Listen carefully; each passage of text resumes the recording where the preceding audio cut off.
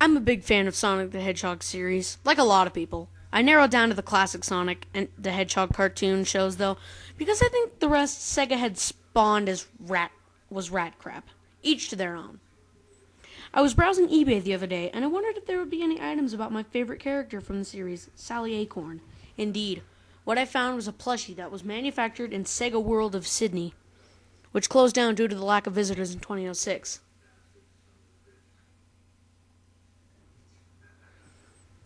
Those Sally plushies were very rare, but I didn't have the money to buy her, and my parents would despise me for it. I examined the plushie for a while, as the article came with pictures. This Sally had even her jacket on it. On it was written with a permanent marker, God. I don't really know what it meant. Probably the initials of the child owning her before they sold her.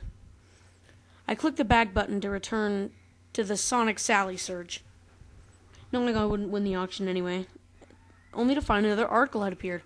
Sonic Satum cartoon, all episodes, with the price of $100 on instant buy. Satum DVDs were never released where I came from.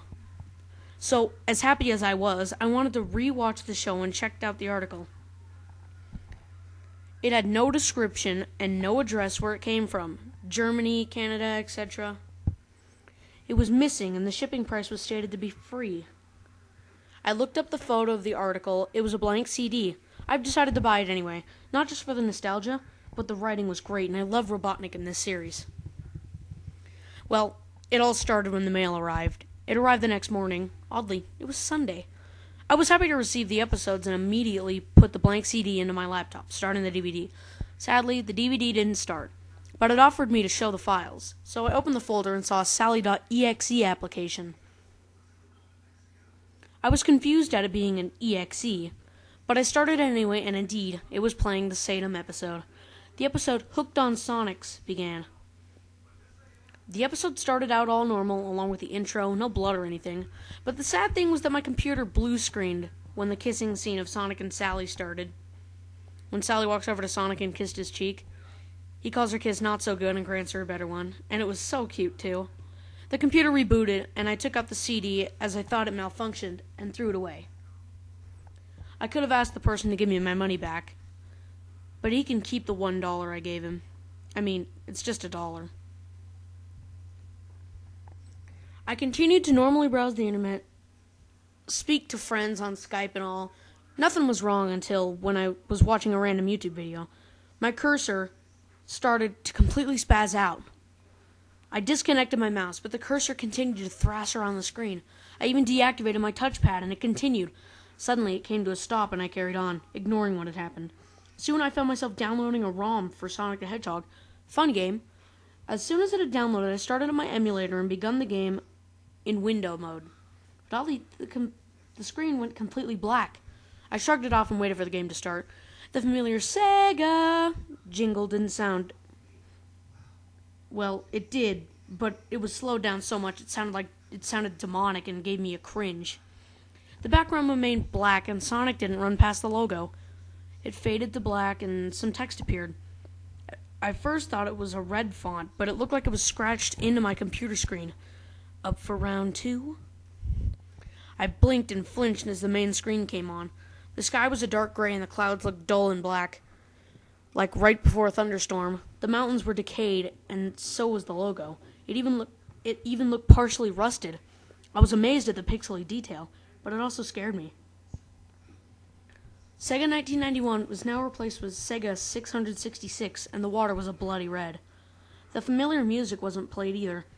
It was just a 16-bit mess of sounds. The demonic Sega occasionally mixed in. Instead of Sonic showing up, 2 characters appeared next to the logo, Tails and Knuckles. The sight of them terrified me even more. Tails' eyes were black and they were bleeding. His fur had become a dull grayish black as well, and he had an expression of anguish on his face. Knuckles looked far worse. His red fur darkened to a reddish gray. His dreadlocks were dripping with blood, and his eyes were black and bleeding like Tails's. And he had a look of sadness on his face. Just then I noticed a new character pop out of the middle of the logo, a pink bubbly little hedgehog poked her head out. At first she was smiling, but then frowned at what was around her. She looked confused and nervous, like she didn't really know what was going on. Amy rose? I thought, what is this all about? Curiosity drove me to press enter. A short yet loud static noise sounded and the screen faded. I wish I hadn't done that, so Kyle didn't want to play with me. The writing appeared again. What a shame.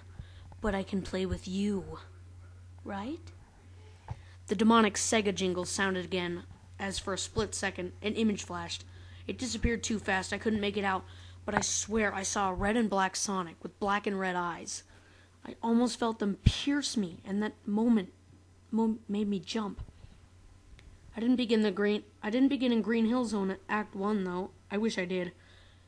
Instead, the title card read, Not Perfect, Act 1. The game begun. The ground looked like the normal Green Hill Zone, but the background was pitch black.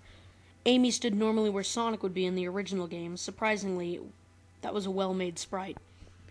It wasn't her classic self, but her current self. It looked official, even. On the opposing side of the screen, where Amy was at, there was a large silver ring. In front of the ring stood the sprite of Sonic with a smile on his face. The animation of Amy standing there was what she stared forward with a lovey-dovey expression as hearts came from her head here and there.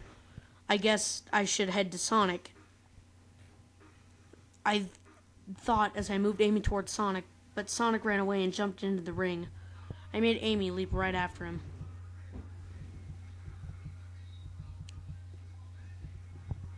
The level teleported to one of those stages where you can get a Chaos Emerald. The background was pink with love hearts all over. It looked cute, but I was distracted by only having 4 red and white colored spheres. But my controls slipped and Amy fell. I fell onto a wall of gold spheres. Just as I thought I'd teleport back, a loud shriek sounded at the image of this. Demonic Sonic continued to flash over the screen. The screen completely spazzed out and I heard shrieks, loud shrieks from what I could swear it was Amy Rose herself. I kept hearing no, no, and loud cries of agony and pain which abruptly ended with more statics for a split second before the screen cut to black. Soon, the title screen appeared again. Knuckles and Tails were missing, but instead, Amy appeared. She was smiling her usual cute smile, but her body had holes. Not bleeding holes or bullet holes, just holes that pierced her body all over. Her colors faded to a dull black and white. Even her eyes looked oddly disfigured. This scared me so much that my entire body began to itch. I scratched myself over and over as I watched a new character appear. I frowned upon seeing Cream, who had a sheer terrified expression, and huddled against where the logo for comfort. Poor Cream. I wanted to quit the game, but as if forced, I hit start again and the screen faded.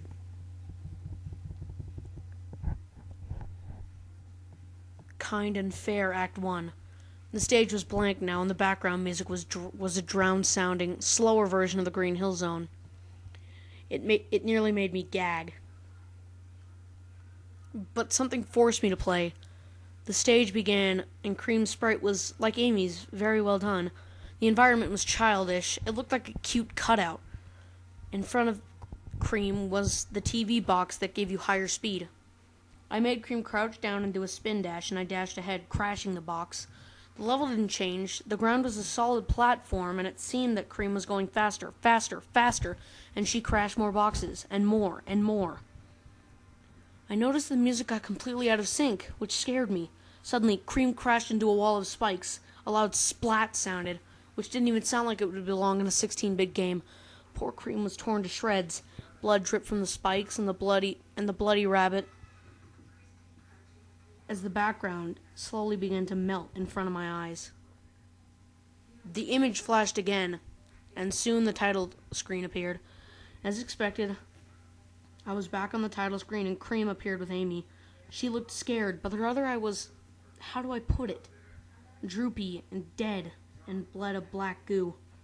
Her ears were over her face now instead of the back of her head. Her color scheme changed from brown to orange from brown and orange to a very, very dark purple and red. Her dress was a dull gray. Time for the third character, and God, did I want to cry and weep when I saw Sally Acorn pop up out of that goddamn logo, putting on her innocent smile as she waved towards me. Like she didn't know what torture would happen to her. The game was so terrifying and yet so fascinating, but I wanted to stop real bad. But my hand wouldn't budge. I even started shaking. I wanted to reach for the power button, turn the darn thing off, but my hand just wouldn't move. And before I knew it, I already hit start and the screen faded. Act 9, it said. A sad, dull melody played in the background as the silhouette of the ground and a sprite silhouette that resembled Sally appeared in front of the background that consisted of the whole group. Amy, Cream, Knuckles, Tails, and Robotnik appeared, all in their tortured forms with a saddened expression. It also had Sonic, but in a nearly unrecognizable way. He had a wide grin on his face, with razor-sharp teeth. He had black eyes with red dots for pupils, which were bleeding. It looked like he would reach out to the silhouette in front of him. I tried to move Sally, get her out of there, but each wall wouldn't budge, and Sally would do a pushing animation. I stopped in the middle as, to my horror, the stage began to shrink, and the black started to close in on Sally. I tried moving her again, but the walls wouldn't budge or move. I walked Sally back to the middle as the walls closed in on her. She crouched down before she completely disappeared in the black. Splat! The red writing appeared on the screen again, only it was dripping like blood, and it was crooked. Sonic, my love. Suddenly, a familiar scene faded in.